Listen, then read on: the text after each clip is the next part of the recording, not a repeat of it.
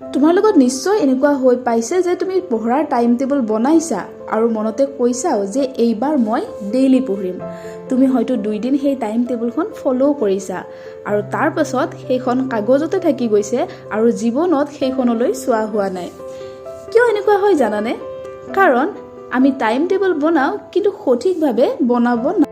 আচলতে যোৱাকালি মোক এগৰাকী নতুনকৈ ক্লাছ 10 পোৱা ভাইটিয়ে ফোন কৰিলে আৰু মোক ক'লে যে বা মোক এখন পঢ়াৰ টাইম টেবুল বনাই দিব পাৰিব নেকি? তেতিয়া মোৰ মনত আহিল যে এনেকুৱা হয়তো বহুত ভাইটি ভণ্টি আছে যে পঢ়াৰ টাইম টেবুল বনাব বিচাৰি আছে কিন্তু কেনেকৈ বনাব লাগে জানা নাই আৰু বনাইছে যদিও সেইখন ফ'ল' কৰিব জনা নাই। আজি ভিডিঅ'টো সেইসকল ভাইটি ভণ্টিৰ বাবে যিয়ে সঁচাকৈ পঢ়াৰ টাইম টেবুল বনাব বিচাৰিছে কিন্তু অসুবিধাত পৰি আছে। সেয়েহে আহা ভিডিঅ'টোৰ মাজলৈ যাওঁ আৰু কিদৰে আমি এখন ভাল টাইম টেবুল বনাই পঢ়াত মনোনিৱেশ কৰিব পাৰোঁ তাকে চাওঁ। ৰুটিন এখন বনোৱাৰ আগত তুমি প্ৰথমতে নিজকে সুধিব লাগিব, আচলতে তুমি ৰুটিনখন কিয় বনাইছা? পৰীক্ষাৰ বাবে, নিজকে দুৰ্বল ছাবজেক্ট এটাত উন্নত কৰিবলৈ, অথবা তোমাৰ কোনো সপোন পূৰাবলৈ, নাইবা ডেইলি পঢ়াৰ অভ্যাস গঢ়ি তুলিবলৈ? কাৰণ যদিহে লক্ষ্যই নাথাকে তেতিয়াহ'লে পৃথিৱীৰ সৰ্বশ্ৰেষ্ঠ ৰুটিনখনো তোমাৰ বাবে বিফল হ'ব। তাৰপিছত তোমাৰ সকলো বিষয়বোৰ এখন কাগজত লিখি লোৱা, স্পেচিয়েলি সেইবোৰ বিষয় যিবোৰ তুমি খুব টান পোৱা। কাৰণ যেতিয়া বেমাৰটো জনা যায় তেতিয়াহে বেমাৰ ঠিক কৰিব পাৰি, হয়নে নহয়? তাৰ পিছৰ মষ্ট ইম্পৰ্টেণ্ট কামটো হৈছে যে তুমি তোমাৰ ডেইলি লাইফটো বুজিব লাগিব। তোমাৰ স্কুল টাইম, তোমাৰ খেলা টাইম, তোমাৰ ৰেষ্ট টাইম, তোমাৰ যদি টিউশ্যন আছে তেতিয়াহ'লে টিউশ্যন টাইম, এই সকলোবোৰ যেতিয়া জানিবা সেইমতেহে তুমি তোমাৰ টাইম টেবুলখন বনাব লাগিব। কাৰণ তোমাৰ টাইম টেবুলখন তোমাৰ জীৱনৰ লগত মিলিব লাগিব। যদিহে তাৰ বিপৰীত হয় তেতিয়াহ'লে সেইখন টাইম টেবুল কেতিয়াও এফেক্টিভ নহয়। অৰ্থাৎ পঢ়াৰ টাইম টেবুলখন সদায় পাৰ্চনেলাইজড হ'ব লাগে। আনৰ বাবে বেষ্ট টাইম টেবুলখন তোমাৰ বাবেও বেষ্ট হ'ব, এই ভুলত কেতিয়াও নাথাকিবা। ইয়াৰ পিছৰ তোমাৰ কামটো হ'ব তোমাৰ ষ্ট্ৰং ছাবজেক্ট আৰু তোমাৰ উইক ছাবজেক্ট দুটা বাছি ওলোৱা। যিটো বিষয় তোমাৰ কঠিন লাগে সেইটোত তুমি অধিক সময় দিবা আৰু যিটো তোমাৰ সহজ লাগে সেইটোত কম সময় দিবা, কিন্তু মনত ৰাখিবা ৰেগুলাৰ সময় দিবা। তাৰপিছত তুমি তোমাৰ এনাৰ্জি টাইমটো জানি লোৱা। তুমি ৰাতিপুৱা বেছি ফ্ৰেছ ফিল কৰা নে তুমি সন্ধিয়া বেছি মনোযোগ দিব পাৰা?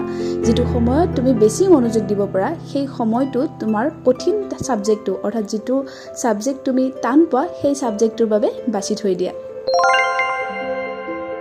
ৰুটিন এখন বনাওঁতে কেতিয়াও ইম্পচিবল ৰুটিন এখন নবনাবা। অৰ্থাৎ তুমি কেতিয়াও 5 পৰা 6 ঘণ্টা একেলগে পঢ়িম বুলি যদি ভাবি ৰুটিন এখন বনোৱা সেইটো কেতিয়াও সম্ভৱ হ'ব নোৱাৰে। তাৰ পৰিৱৰ্তে তুমি 30 পৰা 45 মিনিট পঢ়াৰ সময় লোৱা ৰুটিনখনত আৰু তাৰ পাছত অলপ বিৰতি লোৱা, দেন আকৌ পঢ়া আৰম্ভ কৰা। আমাৰ মনটোৱে ৰেষ্ট বিচাৰে, গতিকে ৰুটিন এখনত তুমি সদায় এটা ৰেষ্ট টাইম ৰাখিবা, তাত খেলা ধূলাৰ সময় ৰাখিবা। কাৰণ ভাগৰুৱা মনটোৱে কিন্তু একো শিকিব নোৱাৰে। টপাৰসকলৰ এটা ৰহস্য কওঁ, সেয়া হৈছে ৰিভিজন। তোমাৰ ৰুটিনখনত তুমি ৰিভিজন ইনক্লুড কৰিবা, ডেইলি ৰিভিজন আৰু উইকলি ৰিভিজন। যেতিয়া ৰিভিজন কৰিবা তেতিয়াহে তোমাৰ পঢ়াখিনি সফল হ'ব। জীৱনটো সদায় একে নাযায়, কেতিয়াবা আমাৰ বেয়া দিন যায়, কেতিয়াবা ভাল দিন যায়, কেতিয়াবা আমাৰ প্লেন মতে একোৱেই নহয়। গতিকে তোমাৰ ৰুটিনখন সদায় তুমি ফ্লেক্সিবল ৰাখিবা। সদায় ৰুটিন মতে কৰিবই লাগিব আৰু নকৰিলে মন বেয়া কৰি বহি যাবা, এনেকুৱা কেতিয়াও নাভাবিবা।